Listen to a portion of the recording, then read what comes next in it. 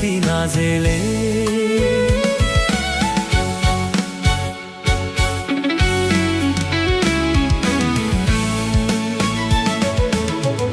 ဝေဒနာကိုလေပို့ပို့ကဆိုစေတယ်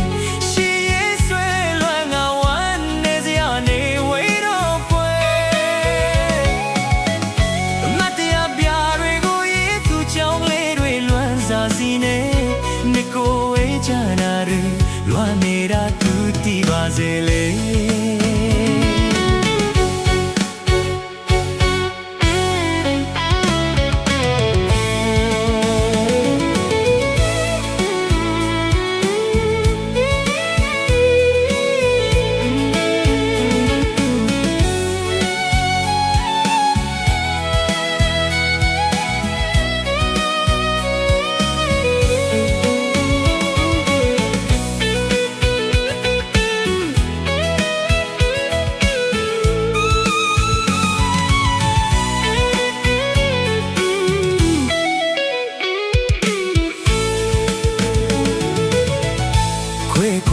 ချင်းတွေ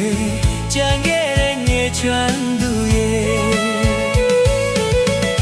ပြန်ဆောင်နိုင်ရဲ့အတွက်ကြောင့်ဤဝေဘဝခီးမြတဲ့ရှောင်းတို့လျောက်ရှောင်းလမ်းပေါ်ပါလေငိုပါနဲ့ချစ်သူလေးရဲ့ကြွေလာမဲ့မျက်ရည်စားတွေတကယ်တော့လှမ်းဝေးတဲ့ချိန်လွန်လေးနဲ့ဖြည့်သိမ်းကြမယ်လေ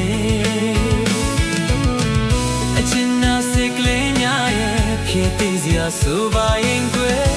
တွေ့နိုင်ချောင်းချတော့နေဝါရဲ့ဖြစ်တွေကိုလည်းသိစေချင်စမ်းပါတယ်ဝေးခွာသူတွေဖြစ်ကိုလည်း